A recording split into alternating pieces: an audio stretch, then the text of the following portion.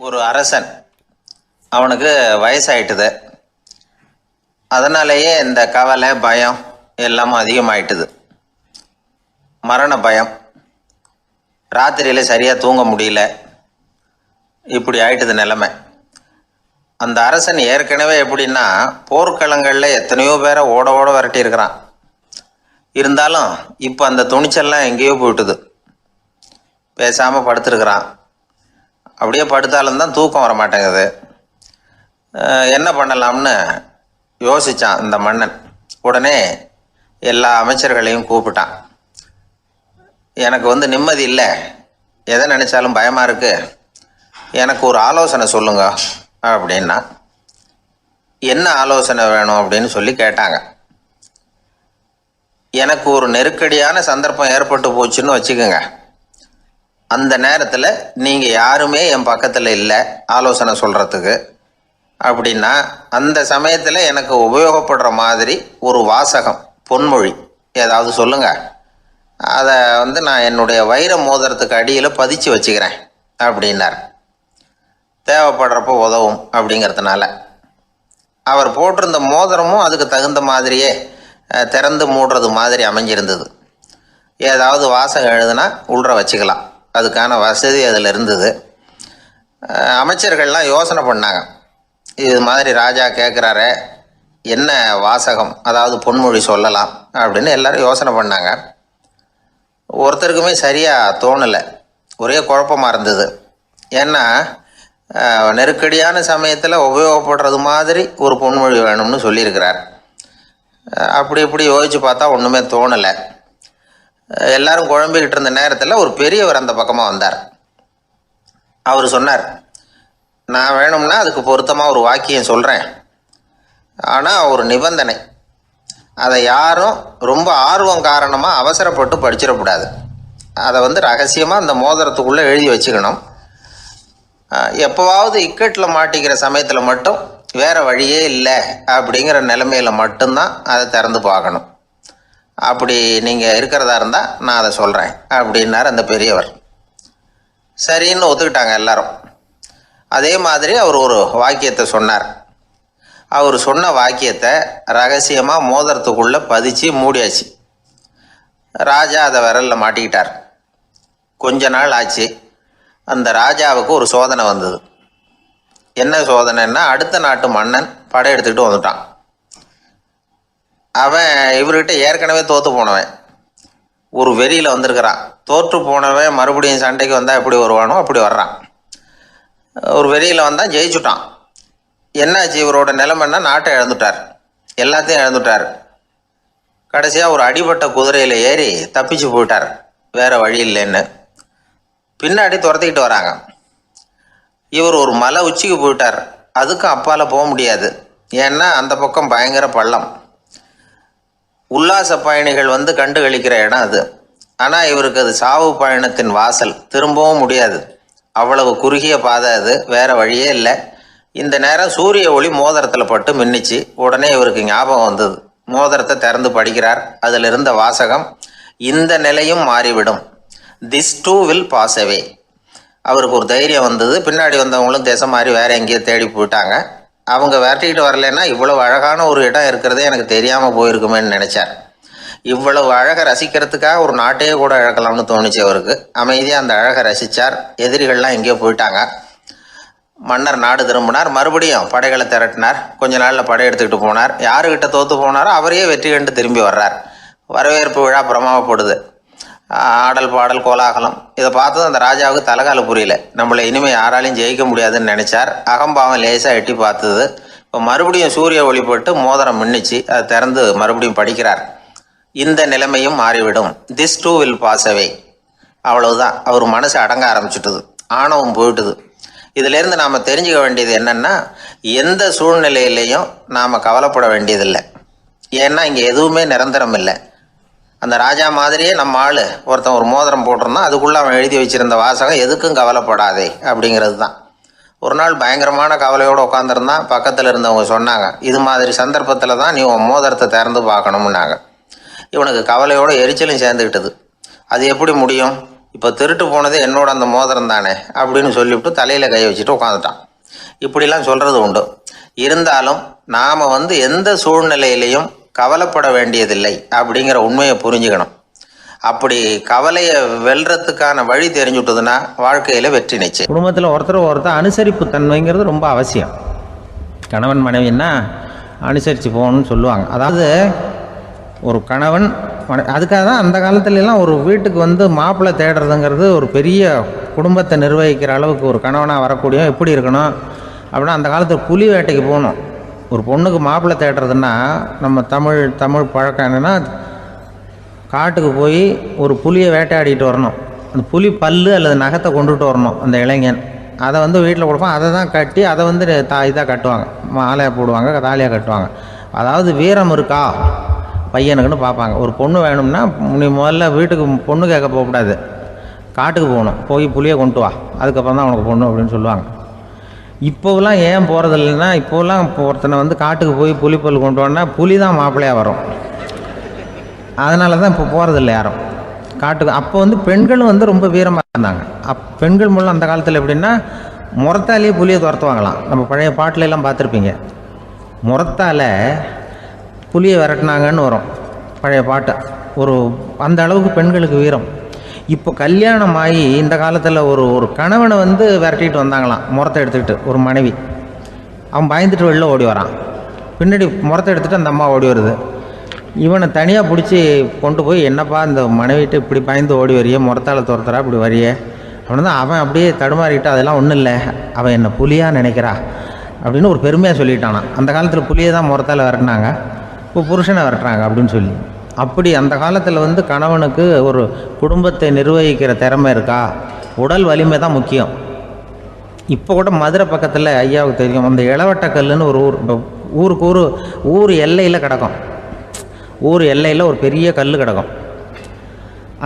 அந்த ஊருக்கு பொண்ணு கேட்க போகிறவங்க அந்த கல்லை தலைக்கு மேலே தூக்கி காட்டணும். அப்படியே தூக்கி தலைக்கு மேலே வசதி கீழே போடணும். அந்த வலு இருந்தால் தான் நீங்கள் அந்த ஊருக்குள்ளேயே போகலாம், பொண்ணு கேட்குறதுக்கு போகலாம். இல்லைன்னா நீ திரும்பி போக வேண்டியதான். அந்த வலிமை இருக்கா மாப்பிள்ளைன்னு பார்க்குறாங்க. இளவட்டக்கல்லுன்னு பேர். அப்போ என்ன பண்ணாங்கன்னா, ஒரு 1000 வருஷத்துக்கு முன்னாடி அந்த கல்லை தலைக்கு மேலே தூக்கி கீழே போடுவாங்களாம். ஒரு 500 வருஷத்துக்கு முன்னாடி அப்படி கொஞ்சம் தூரம் இடுப்பு அளவுக்கு தூக்கி கீழே போட்டுக்கிட்டு இருந்துருக்குறாங்க. அதுக்கப்புறம் ஒரு 100 வருஷத்துக்கு முன்னாடியெல்லாம் அப்படி முழங்கால் அளவுக்கு அப்படி தூக்கி போட்டால் போகிறோம்னு வச்சுருந்தாங்களாம். இப்போ நான் அந்த ஊருக்கு என் கூட பழனிசாமின்னு ஒருத்தர் இருக்கார். அவர் போய், உனக்கு எப்படிப்பா இந்த ஊரில் கல்யாணம் ஆச்சு அப்படின்னா, இப்போலாம் நாங்கள் தொட்டு கும்பிட்டா போகிறோம், அதை அசைக்கிறது கூட இல்லை. அப்படி ஆகிட்டுது. ஒரு குடும்பத்தை கணவனாக வரப்போகிறவனுக்கான தகுதி அந்த காலத்தில் அப்படி இருந்துதான். அப்படி கணவன் தேர்ந்தெடுக்கிறது, குடும்ப தலைவனை தேர்ந்தெடுக்கிறது ஒரு பெரிய காரியம். ஒரு பெரிய செல்வந்தர் போட்டி வச்சாராம். ஒரு நீச்சல் குளம், அதில் யார் வேணாலும் குதித்து அந்த பக்கம் போய் கரையேறலாம். அந்த நீச்சல் குளத்தில் விஷப்பாம்புலாம் கிடக்கு. யார் துணிஞ்சி அந்த விஷப்பாம்பு இருக்கிற குளத்தில் குதித்து அந்த பக்கம் போய் கரையேறானோ அவனுக்கு ஒரு 100 ஏக்கர் நிலம் கொடுப்பேன். அது வேண்டான்னா ஒரு 1000 ஆடு கொடுப்பேன். அதுவும் வேண்டான்னா என் பொண்ணை கொடுப்பேன் அப்படின்னு போட்டி வச்சார். அதான் மாப்பிள்ளையை தேர்ந்தெடுக்கிறதுக்கு அவர் ஒரு வழி, நீச்சல் குளத்தில் குதித்து கரையேறணும். இப்போ அந்த ஊரில் இருக்கிற இளைஞர்கள்லாம் பார்க்குறாங்க அந்த குளத்தில் குதிக்கணும்னு.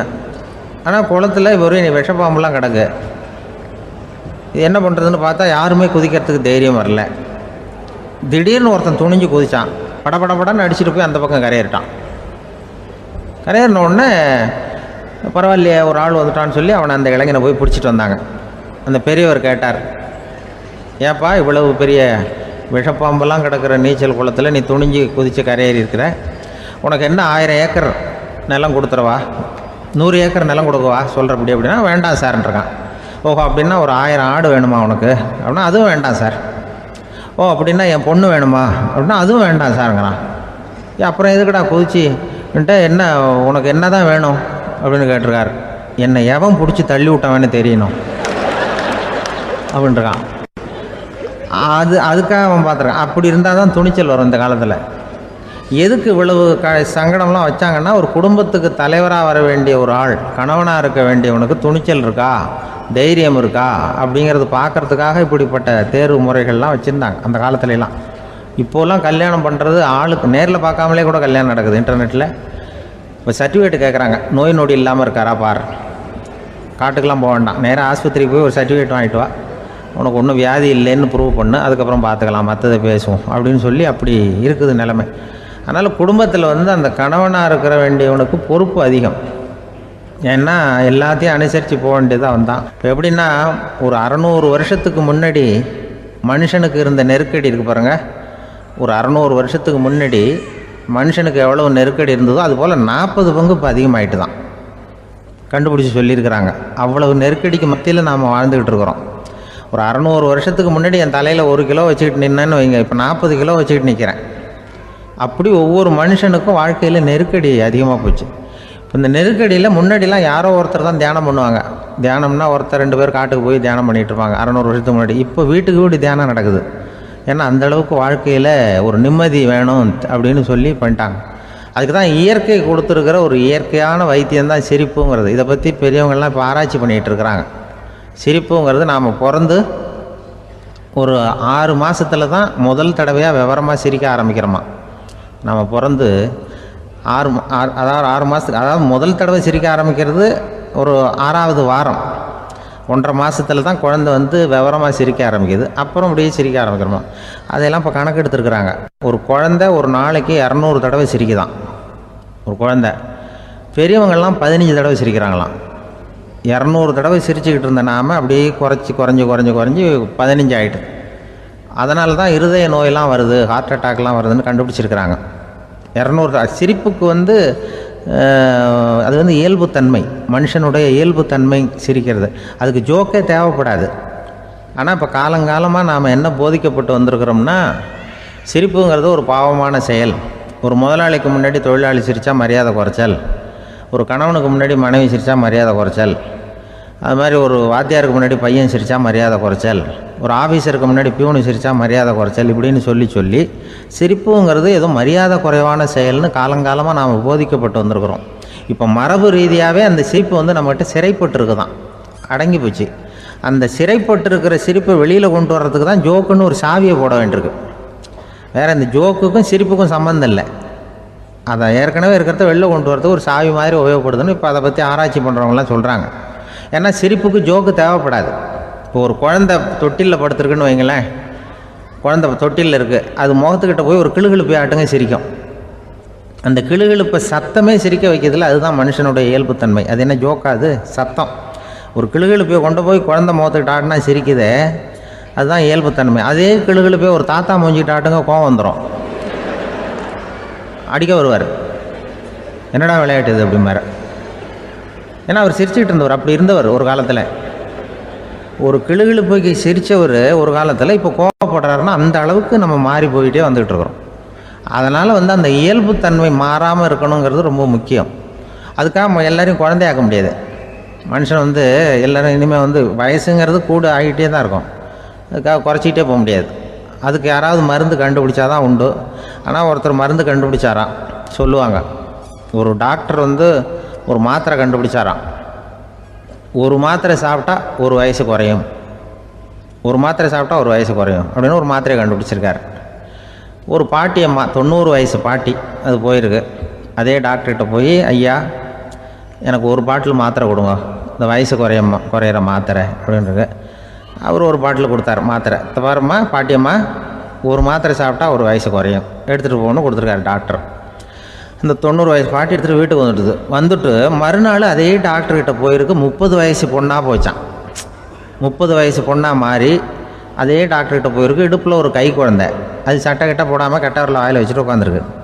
நேராக டாக்டர்கிட்ட போய், டாக்டர் நேற்று வந்தேன், ஏதோ ஒரு மாத்திரை சாப்பிட்டா ஒரு வயசு குறையுன்னீங்க, நான் ஏதோ ஒரு ஆர்வத்தில் ஒரு 30-40 மாத்திரை சாப்பிட்டேன், இப்படி ஆகிட்டேன் அப்படின்னு. இப்போ டாக்டர் சொல்லியிருக்காரு, இதுக்கு ஏமா வருத்தப்படுற, எல்லோரும் வயசு குறையணும்னு தான் நினைக்கிறாங்க, உனக்கு வயசு குறைஞ்சிட்டுது, நீ சந்தோஷப்படு, இதுக்கே மறுபடியும் என்னட்ட வந்திருக்கிற அப்படின்னாரான் டாக்டர்.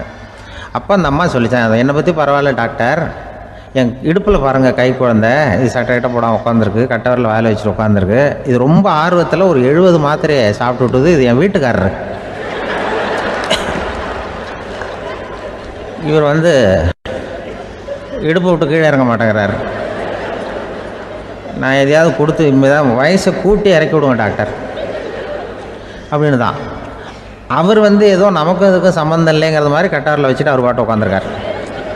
ஏதோ நமக்கு இந்த உலகமே இல்லை, நமக்கு சம்மந்தம் இல்லைங்கிற மாதிரி உட்காந்துருக்காரு. இப்படியே நான் தூக்கிட்டு எங்கே அலையிறது இது அப்படின்னு தான். அதனால் வயசை குறைக்கிறது இயற்கைக்கு விரோதமாக நாம் பண்ண முடியாது. ஆனால் இந்த இயல்பு தன்மை மாறாமல் வச்சுக்கலாம். குழந்தை மாதிரி மாற முடியாதே தவிர அந்த குழந்தை தன்மையோடு வாழறதுக்கு கற்றுக்கணும். அதுதான் வாழ்க்கையில் இன்பமாக வாழறதுக்கு வழி. குழந்தைத்தனமாக இருக்கக்கூடாது, குழந்தை தன்மையோடு இருக்கணும்னு சொல்லுவாங்க. குழந்தை தன்மைங்கிறது வேறு, குழந்தைத்தனம்ங்கிறது வேறு. அப்படி ஒரு மாத்திரை கண்டுபிடிச்சிட்டா இப்போ யாராவது ஒருத்தவங்க இடுப்பில் குழந்தைய தூக்கிட்டு போனால் போய் கேட்கணும், ஏம்மா இது ஏன் வீட்டுக்காரரா உன் குழந்தையா அப்படின்னு கேட்டு அதுக்கப்புறம் அவருக்கு வணக்கம் சொல்லணும். இப்படிலாம் ஆகிடும் நிலைமை. இயற்கையை நம்ம மாற்ற முடியாது. அதுக்கு தகுந்தாப்புல தான் நாம் பண்ணணும். குழந்தை தன்மையோடு வாழறதுக்கு குடும்பத்தில் குழந்தை தன்மைங்கிறது எப்படின்னா, இப்போ ஒரு சில பேருக்கு அந்த குழந்தைத்தன்மை உண்டு. ஒரு வீட்டில் ஒரு புள்ள படுத்துருக்கு, அம்மா எழுப்புறாங்க, காலேஜுக்கு நேரமாச்சு எழுந்திரிப்பா, காலேஜுக்கு நேரமாச்சு எழுந்திரிப்பா அப்படின்ட்டு. அந்த அம்மா அந்த புள்ளை சொல்லியிருக்கு, ஐயோ எனக்கு காலேஜுக்கு போகிறதுக்கே பிடிக்கலம்மா, என்னை தொந்தரவு பண்ணாத, காலேஜுக்கு போகிறதுக்கு எனக்கு பிடிக்கல அப்படின்னு தான். அப்போ அந்த அம்மா சொல்லியிருக்கு, ஏன் உனக்கு காலேஜுக்கு போகிறதுக்கு பிடிக்கல, கல்லூரிக்கு போகிறதுக்கு, அதுக்கு 2 காரணம் சொல்லு அப்படின்னு இருக்கா. அப்போ அந்த புள்ளை சொல்லிச்சான், ஏன் பிடிக்கலன்னா கல்லூரியில் இருக்கிற வாத்தியாருக்கும் என்ன பிடிக்க மாட்டேங்குது, ஆசிரியர்களுக்கும். 2வது காரணம், கல்லூரியில் படிக்கிற மாணவர்களுக்கும் என்ன பிடிக்கல, அதனால் நான் காலேஜுக்கு போக மாட்டேன்ற குழந்தை புள்ள சொல்லியிருக்கு. அம்மா அப்படிலாம் நீ இதுக்காக போகாமல் இருக்கக்கூடாது, நீ போய் தான் ஆகணும் அப்படின்னு பிடிவாதமாக அந்த அம்மா பிள்ளைய எழுப்புனாங்களாம். சரி நான் எதுக்கு காலேஜ் போகணும்னு சொல்கிறேன், அதுக்கு நீ 2 காரணம் சொல்லு அப்படின்னு தான் அந்த புள்ள. அப்போ அந்த அம்மா சொன்னாங்களாம், நீ ஏன் காலேஜுக்கு போகணும்னா முதல் காரணம் உனக்கு வயசு 52, 2வது காரணம் நீ தான் பிரின்சிபால் அப்படின்னு தான். என்ன இருந்தாலும் அவங்க அம்மாவுக்கு அது புள்ள தானே. அதுதான் குழந்தை தன்மைங்கிறது. 52 வயசுலேயும் குழந்தை தன்மையோடு இருக்கார் பாருங்கள், அதுதான் அந்த குழந்தை தன்மையோடு வாழறது தான் வெற்றிக்கு வழின்னு சொல்லுவாங்க. ஒரு கடற்கரை ஓரம், அங்கே ஒரு சின்ன கிராமம், அந்த கிராமத்தில் ஒரு சின்ன பள்ளிக்கூடம். கடற்கரை ஓரத்தில் உள்ள ஒரு விடுதியில் ஓய்வுக்காக ஒருத்தர் தங்கியிருக்கிறார். பள்ளிக்கூடத்தில் ஏதோ விழா நடக்கிறது மாதிரி தெரிஞ்சுது. உடனே அவர் அந்த பக்கமாக வந்தார். இங்கே என்ன நடக்குதுன்னு விசாரித்தார். பள்ளி ஆண்டு விழா நடக்குதுன்னாங்க. உடனே போனார். கண்காட்சி ஒன்று வச்சுருந்தாங்க. உள்ளே போய் பார்த்தார். பள்ளிக்கூடத்தில் படிக்கிற மாணவர்களே சொந்தமாக தயார் பண்ண பொருள்களை காட்சிக்கு வச்சுருக்கிறாங்க. அந்த ஊர் மக்கள்லாம் அதை கூட்டம் கூட்டமாக போய் பார்த்துக்கிட்டு இருக்கிறாங்க. இவரும் ஆர்வமாக அதையெல்லாம் பார்த்துக்கிட்டே போகிறார். ஒரு இடத்துல ஒரு சின்ன ரயில் செஞ்சு வச்சுருந்தாங்க, மாணவர்களே தயார் பண்ணது. மின்சாரத்தால் அது ஓடுறது மாதிரி பண்ணி வச்சுருந்தாங்க. அதில் ஒரு சின்ன பொத்தான் இருக்கும், அது அமுக்குனா ரயில் ஓடும், சுற்றி சுற்றி வரும். மாணவர்கள் எதிரில் நின்று அதுக்கு விளக்கம் கொடுத்துக்கிட்டு இருக்கிறாங்க. இவர் அதை கவனித்தார். ரயில் ஓடுறத பார்த்தார். அங்கே நின்றுக்கிட்டு இருந்த மாணவர்கள்கிட்ட விளையாட்டாக கேட்டார், ஏப்பா இந்த ரயில் எதனால் ஓடுது அப்படின்னு கேட்டார். இவர் சக்தியினால் ஓடுது அப்படின்னாங்க மாணவர்கள். அது என்ன சக்தின்னு கேட்டார். அதுக்கு பேர் மின்சாரம் அப்படின்னாங்க. சரி நீங்கள் மின்சாரத்தை பார்த்துருக்குறீங்களா அப்படின்னார். நாங்கள் பார்த்தது இல்லைங்க, ஆனால் இதை செய்யறதுக்கு எங்களுக்கு உதவி பண்ண ஆசிரியர் ஒரு பட்டதாரி, ஒரு கால் அவர் பார்த்துருக்கலாம் அப்படின்னாங்க. அவர் எங்கே இருக்காருன்னு கேட்டார். இதோ அழைச்சிட்டு வர்றோம்னு ஓடினாங்க. அவர் அழைச்சிட்டு வந்தாங்க. அவர்கிட்ட ஒரு பெரியவர் கேட்டார், மின்சாரத்தை நீங்கள் பார்த்துருக்குறீங்களா அப்படின்னு.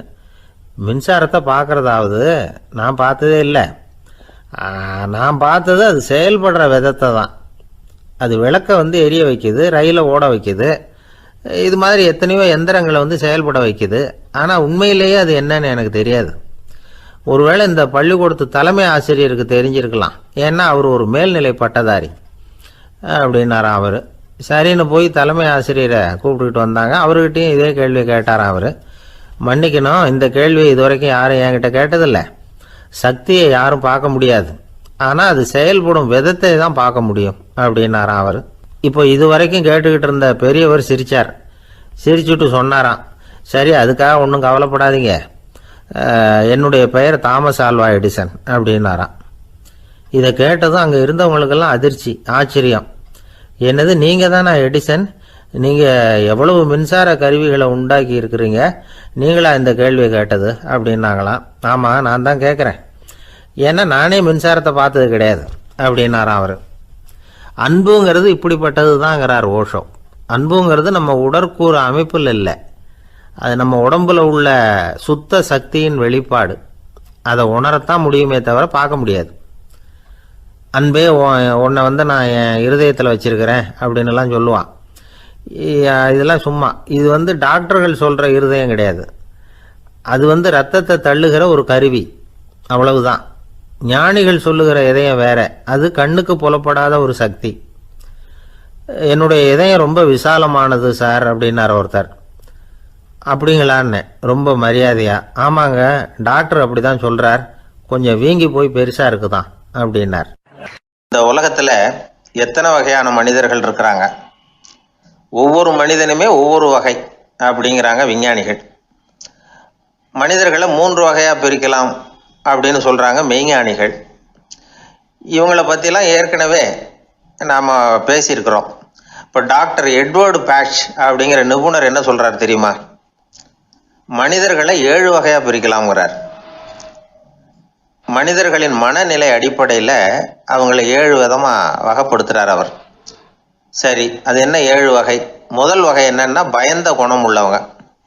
சார் ரொம்ப பயந்த சுபாவம், வீட்டில் கூட வாயே திறக்க மாட்டார், சாப்பிட போகிறப்ப மட்டும்தான் கொஞ்சம் வாயை திறப்பார், அப்புறம் மூடிக்குவார் அப்படின்னு சில பேரை பற்றி நாம் பேசிக்கிறது உண்டு. இவங்கெல்லாம் இந்த வகை, அதாவது பயந்த குணம் உள்ளவர்கள் அப்படிங்கிற முதல் வகை. சரி, 2வது வகை என்னன்னா சஞ்சலப்படுகிறவர்கள், எதுக்கு எடுத்தாலும் கலக்கம், குழப்பம், இப்படியே காலம் தள்ளிட்டு இருப்பாங்க. பல பேர் பார்த்துருப்பீங்க. அவங்கெல்லாம் இந்த வகை. 3வது வகை என்னன்னா யதார்த்த உலகை மறந்து கற்பனை உலகத்திலேயே மிதக்கிறவங்க. இளைஞர்கள், கவிஞர்கள், இப்படி பல பேர் இருக்கிறாங்க. எப்போ பார்த்தாலும் கற்பனை உலகத்திலேயே மிதந்துக்கிட்டு இருப்பாங்க. கிட்டத்தில் போய் என்னங்க ஒரு மாதிரியாக இருக்கிறீங்க அப்படின்னு கேட்டு பாருங்க, அவங்களெல்லாம் ஏதோ ஒரு அற்ப புழுவை பார்க்குறது மாதிரி அவங்கள பார்ப்பாங்க. அதுவும் அந்த வானத்து நிலாவை பாருங்கள், அது என்னை வா வான்னு கூப்பிடுது, எனக்கு சீக்கிரத்தில் ஒரு நாள் சிறகுகள் முளைக்கும், சிறகடித்து வானத்தில் பறந்து போவேன், அந்த செல்ல நிலாவை கொஞ்சிவிட்டு வருவேன், இப்படிலாம் பேசிகிட்டு இருப்பாங்க. கொஞ்சிறது அப்புறம் இருக்கட்டும், இப்போ கஞ்சிக்கு வழியே பாருப்பா அப்படின்னா அதை காதில் வாங்க மாட்டாங்க. நாம் ஏதோ இந்த உலகத்தை அனுபவிக்க தெரியாதவர்கள் மாதிரி நம்மளை அவங்க கவனிப்பாங்க. இப்படி ஒரு ரகம். 4வது வகை மனிதர்கள் எப்படின்னா, இவங்க தனிமை உணர்வு மிக்கவர்கள். இவங்க மற்றவங்களோட இயல்பாக நெருங்கி பழகிறதில்ல, தான் உண்டு தன்னுடைய வேலை உண்டுன்னு இருந்துட்டு போகிறவங்க. அடுத்த வீட்டில் இருக்கிறவர் யார் அப்படின்னு கேட்டால் கூட அடுத்த வீடுன்னு ஒன்று இருக்கா அப்படிங்கிறது மாதிரி நம்ம முகத்தை பார்ப்பாங்க.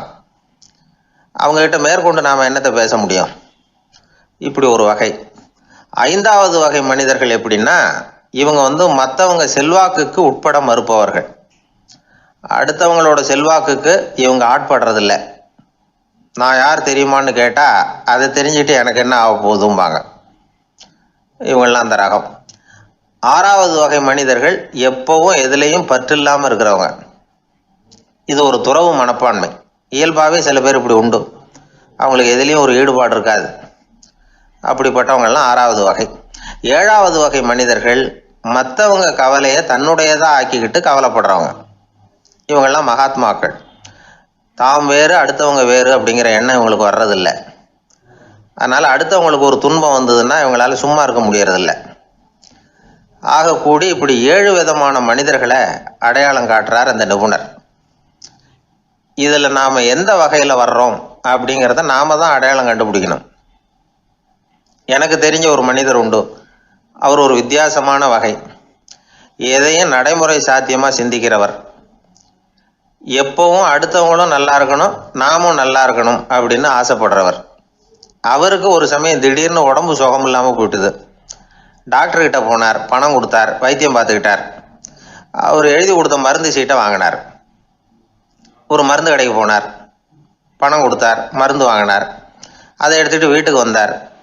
அதுக்கப்புறம் அந்த மருந்து அவர் சாப்பிட்ணும்ல, சாப்பிடவே இல்லை, அப்படியே சும்மா வச்சுட்டார். அவரை பார்த்து கேட்டேன், ஏன் சார் இப்படி பண்ணுறீங்க, வீண் செலவு தானே இது, நீங்கள் ஏன் டாக்டர்கிட்ட போய் பணம் செலவு பண்ணினீங்கன்னு கேட்டேன். அவர் சொன்னார், டாக்டர் வாழணும் இல்லையா, அதனால தான் அப்படின்னார். சரி, அப்புறம் ஏன் மருந்து வாங்கினீங்க அப்படின்னு கேட்டேன். மருந்து கடைக்காரர் வாழணும் இல்லையா, அதனால தான் அப்படின்னார். சரி, அப்புறம் ஏன் வாங்கின மருந்து சாப்பிடாம வச்சுட்டீங்க அப்படின்னதுக்கு, நான் வாழணும் இல்லையா அதனால தான் அப்படின்னார். இவர் வாழ்க்கையை புரிஞ்சுக்கிட்டவர். இப்படி வாழ்க்கையை புரிந்து கொண்டு வாழ தெரிஞ்சுக்கணும். எந்த வகை மனிதர் நாம் அப்படிங்கிறத புரிஞ்சுக்கிட்டு வாழ்ந்தோம்னா வாழ்க்கையில் வெற்றி நிச்சயம். ஆஃபீஸில் வேலை பார்க்குற ஒருத்தர் வந்தார். பேசாமல் ஒரு 10 நாள் லீவு போட்டுடலாமா பார்க்குறேன் அப்படின்னார். ஏன்னு கேட்டோம். என்னுடைய மேலதிகாரி ஒரு முசுடு சார், அவர்கிட்ட வேலை பார்க்குறது ரொம்ப கஷ்டமாக இருக்குது அப்படின்னார். ஆஃபீஸில் வேலை பார்க்குறவங்கெல்லாம் ஒரு விஷயத்தை நல்லா ஞாபகத்தில் வச்சுக்கணும். மேலதிகாரிங்கிறவர் ஒரு பெரிய மகான் இல்லை, அவரும் ஒரு மானிட பிறவி தான். சராசரி மனுஷனுக்குள்ள பலம் பலவீனம் ரெண்டும் அவருக்கும் உண்டு. அதனால் அவரை கொஞ்சம் அனுசரித்து போகிறதுக்கு பழகிறது தான் நல்லது. மேலதிகாரிகளில் பல வகை உண்டு. அதில் முக்கியமாக 3 வகை. அதில் ஒரு வகை எப்படி தெரியுமா? உங்களை ஒரு வேலை செய்கிற மெஷினாக மட்டுமே நினைக்கக்கூடிய வகை. இவங்கெல்லாம் எப்படின்னா, எங்கேயாவது வெளியூர் போயிருந்தா கூட அங்கேருந்து ஃபோன் பண்ணுவாங்க, அந்த வேலை என்னாச்சு, இந்த வேலை என்னாச்சு அப்படின்னு.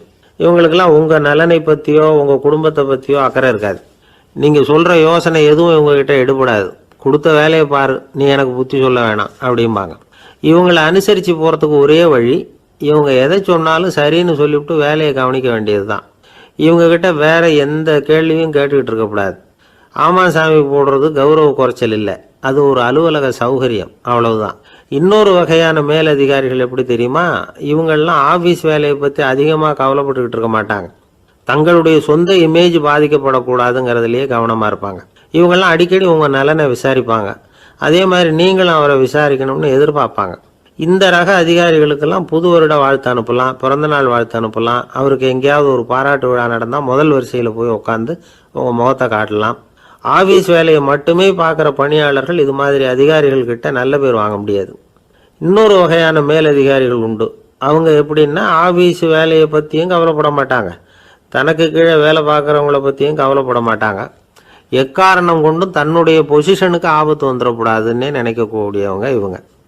இவங்களால கடுமையான வேலை செய்யவும் முடியாது, தீர்மானிக்கவும் முடியாது.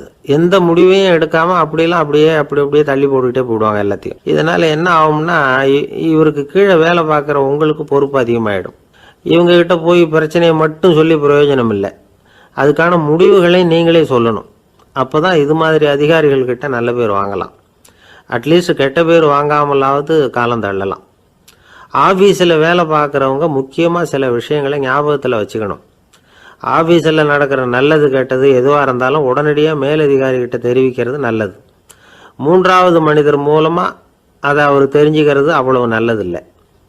எந்த மேலதிகாரியுமே தான் இந்த சர்பாஸ் செய்யப்படுறத விரும்புறதில்லை. அதனால் அவருக்கு தெரியாமல் மேலிடத்துக்கு மணி எழுதி போடக்கூடாது. அப்படி எழுதி போடுறவங்க சில பேர் இருக்கிறாங்க. நீங்களும் உங்கள் மேலதிகாரியும் தொழில் ரீதியாக ஒரே படிப்பு படித்தவராக இருக்கலாம். அப்படி இருந்ததுன்னா அட்ஜஸ்ட் பண்ணி போகிறது கொஞ்சம் கஷ்டம்தான். இதை மனசில் வச்சுக்கிட்டு நடந்துக்கணும். உங்களுக்கும் அவருக்கும் அபிப்பிராய பேதமா, அது அவருக்கும் உங்களுக்கும் உள்ள தனிப்பட்ட பிரச்சனை, அதை விளம்பரப்படுத்திக்கிட்டு இருக்கக்கூடாது. அது அவருடைய கோபத்தை கிளறும். உங்கள் மேலதிகாரி உங்கள் கூட படித்தவராக இருக்கலாம், அதுக்காக அவரை எல்லாருக்கும் முன்னாடி அடைய கிச்சாமி எப்படா இருக்க அப்படின்லாம் கேட்டுக்கிட்டு இருக்கக்கூடாது. பொதுவாக யாரும் அதை விரும்புறதில்லை. இவ்வளவையும் உங்கள் மனசில் வச்சுக்கிட்டு கொஞ்சம் சாமர்த்தியமாக நடந்துக்கிட்டிங்கன்னா ஆஃபீஸ் உங்களுக்கு அவஸ்தையாக இருக்காது, ஆனந்தமாக இருக்கும். ஒரு மேலதிகாரி தன்கிட்ட வேலை பார்க்குற ஒருத்தரை பற்றி ரொம்ப பெருமையாக சொன்னாராம். எங்கள் ஆஃபீஸில் எவ்வளவோ பேர் வேலை பார்க்குறாங்க, எல்லாரும் தினமும் ஏதாவது பிரச்சனைகளை சொல்லிகிட்டு இருப்பாங்க. ஆனால் இவர் ஒருத்தர் மட்டும்தான் இது வரைக்கும் என்கிட்ட எந்த பிரச்சனையும் சொன்னதே இல்லை. அவர் பாட்டுக்கு வருவார், வேலை பார்ப்பார், போயிடுவார் அப்படின்னாராம். நான் உடனே அவ்வளவு பெருமைக்குரிய அந்த ஊழியரை பார்த்து கேட்டேன், ஏன்பா உன்னுடைய மேலதிகாரிகிட்ட நீ எந்த பிரச்சனையும் கொண்டுகிட்டு போகிறதே இல்லையாமே அப்படின்னு கேட்டேன். அதுக்கு அவர் சொல்கிறாரு, ஆமாங்க, அது ஏன்னா அவரால் எந்த பிரச்சனையுமே தீர்க்க முடியாதுங்கிறது எனக்கு நல்லா தெரியும், அதனால் அப்படி செய்கிறேன், வேற ஒன்றும் இல்லை அப்படின்னார் ரொம்ப பொறுமையாக. ஒரு நண்பர் யாருக்கோ ஃபோன் பண்ணிகிட்டு இருந்தார். அவர் பேசி முடித்ததும் நான் அவரை பார்த்து, இப்போ ஃபோன் பண்ணிங்களே, அந்த ஃபோன் நம்பர் என்ன அப்படின்னு கேட்டேன். அவர் தலையை சொரிஞ்சுக்கிட்டார், ஞாபகம் வரலன்னார்.